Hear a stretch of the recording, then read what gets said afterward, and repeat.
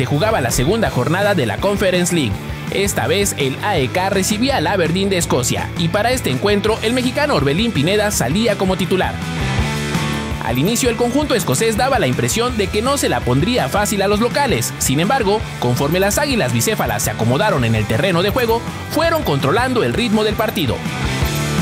El mexicano jugaría un papel importante durante el arranque, ya que Orbelín sería el pivote, tomando la responsabilidad de ser la salida de su equipo cuando aún el Aberdeen intentaba presionar desde la salida. A los 10 minutos de juego, el AEK ya era el claro dominador del encuentro.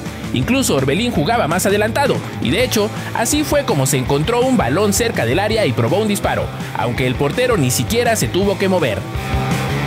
Al minuto 11 el mexicano le cede el esférico a Aboubakary Koita, quien hace toda la jugada individual, cerrando con un disparo cruzado que encontró el fondo de la portería.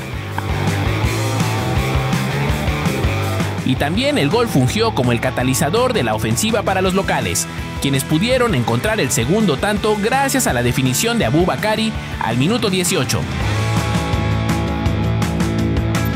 El futbolista guerrerense pendulaba entre las dos áreas, sudando la camiseta para hacer sus recorridos de arriba hacia abajo. Al minuto 26, Orbelín estaba en la media luna y recibe la pelota. Acto seguido deja solo a Niklas Elías con un pase, quien culminó la jugada del tercer gol.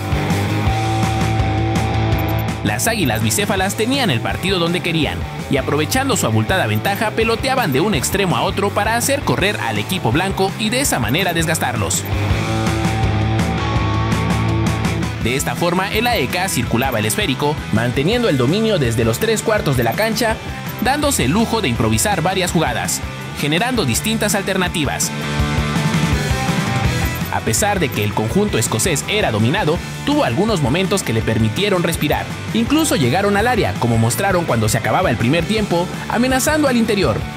Pero en dicha jugada, Orbelín no se comía la finta y detenía el disparo con la pierna derecha. Así se daba por finalizado el primer tiempo y los equipos pasaban a vestidores. Iniciado el segundo tiempo, el AEK sería paciente y se tomaría su tiempo para entrar en calor. Sin embargo, al minuto 54, una proyección desarticuló la defensa visitante.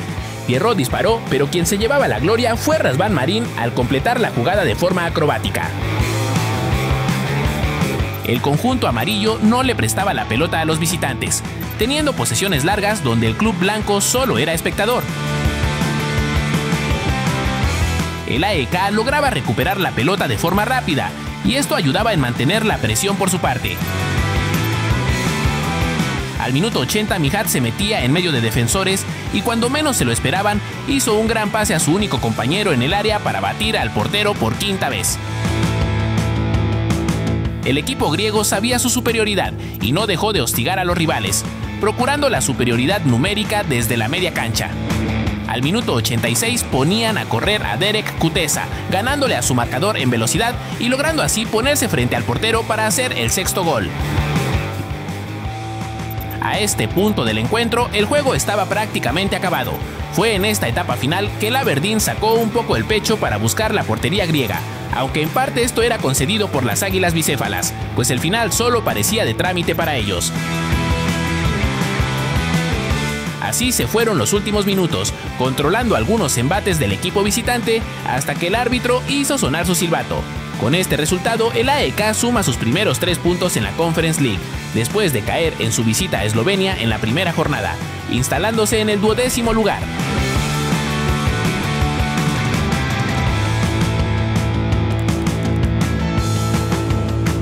Fecha 12 de la segunda división de los Países Bajos. El Dordrecht recibía al Waalwijk y por cuarta ocasión consecutiva, Stefano Carrillo iniciaba en la banca. Yannick, el delantero que pertenece al Leipzig, demostraba su mejor momento con un gol apenas a los 2 minutos del encuentro. Los carneros no generaron mucho más al ataque y el equipo que la temporada pasada competía en la Eredivisie fue creciendo en el partido. Al minuto 67 llegaba un refresco en la delantera y con piernas frescas entraba Carrillo al campo. No entró muy bien al juego, primero porque venía en fuera de lugar en la primera pelota en la que lo buscaron. Y aunque su falta de timing cuando se trata de competir por el aire no es nueva, al momento de ayudar a presionar a un rival accidentalmente iba a regalarle la pelota de nueva cuenta al Walwick, que rodeó el área por unos segundos hasta que Daniel Van Kamp encontró espacio de disparo y empató el juego con un trayazo. El Dordrecht tenía que volver a conectar con sus delanteros, pues a esa altura habían realizado solo 3 intentos. El cuarto iba a ser del mexicano, que en esta ocasión se desmarcó correctamente por el costado izquierdo y frente a la portería mandó su disparo apenas por un lado. Stefano presionaba con enjundia, pero le faltaba esa malicia y colmillo necesarios para llevarse el balón con éxito. Parecía que no había punto de retorno tras fallar la única oportunidad que iba a tener en el juego. Y acción tras acción, el mexicano se desconectaba cada vez más. Las cosas ni a él ni a su equipo le iban a salir, y en medio de esta neblina en la que no había claridad, el Walwick marcó el segundo gol, partiendo el campo por la mitad y con un remate acrobático de Tim van der Leij que le daba la vuelta al juego.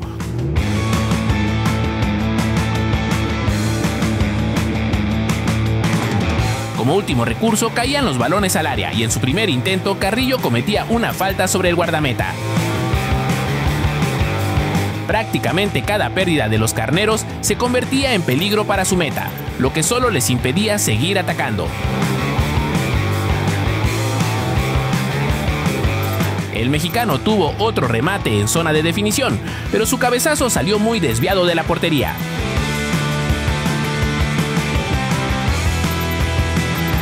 El Dordrecht insistió con más orgullo que buenas ideas, y la última jugada sería un remate perdido del sonorense a primer poste. Con su segunda derrota consecutiva, cierran la jornada en octavo puesto.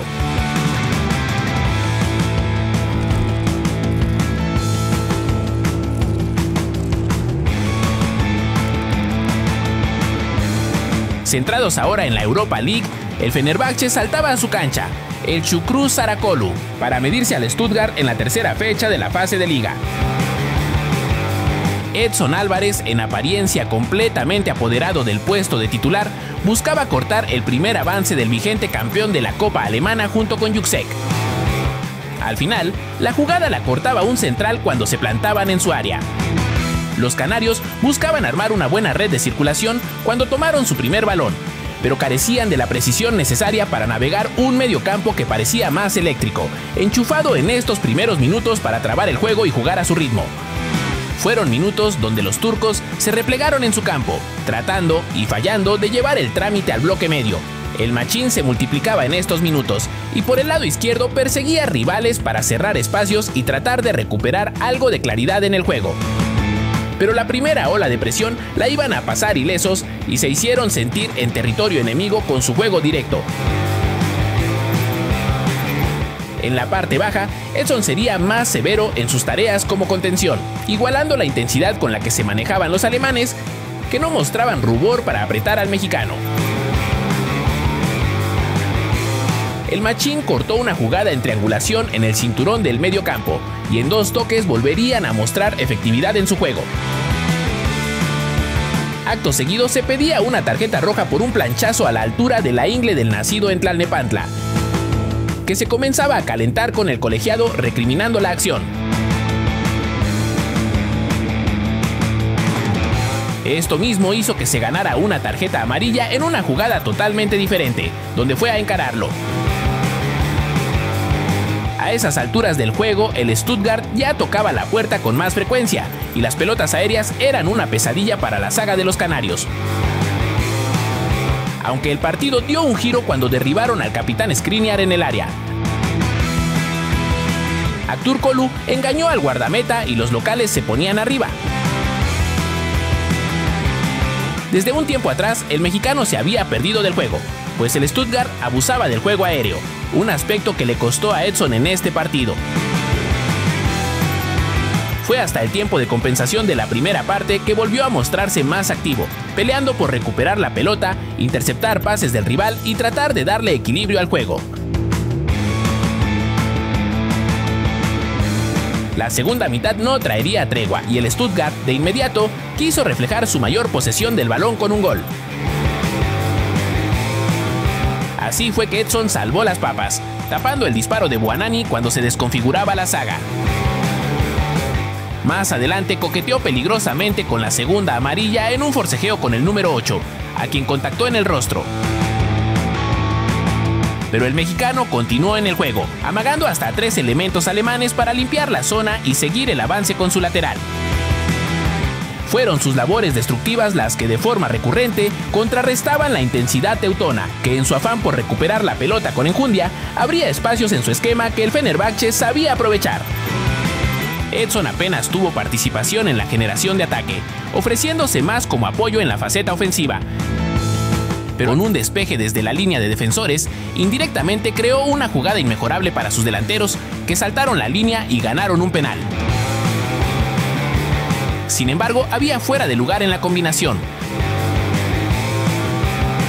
Los canarios habían levantado una muralla sólida atrás, pero la constante insistencia era el problema. Y a Edson le marcaron un penal al intentar cortar el disparo del número 6.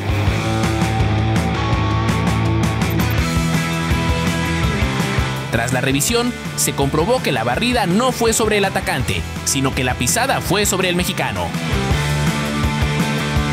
El partido comenzó a calentarse poco a poco. El Fenerbahce jugaba con la desesperación de sus rivales, dedicándose a ejecutar su juego destructivo, un vestigio de la era Mourinho. Una tarea en la que el machín era sobresaliente, tomando a sus marcas frente a la línea de defensores y despojándolos del balón tan pronto llegaban. Así fue como se fue apagando la voluntad de los alemanes, que aunque intentaron reanudar su idea de juego, se encontraron con un repliegue rápido de los locales. Cuando no era Edson quien detenía a los velocistas, eran sus compañeros quienes rodeaban a su presa, lo dejaban sin balón y de inmediato buscaban el pelotazo arriba. Aunque seguía latente el peligro de perder puntos en casa, el equipo se comportó a la altura, ganando los duelos, pequeñas batallas que eran celebradas por su gente en el estadio. Todo sumaba para consumir el tiempo restante, y Edson lo hacía de esta manera, protegiendo el balón entre 2 elementos que lo jalonearon, quienes en su desesperación y frustración cometieron falta sobre Juksek.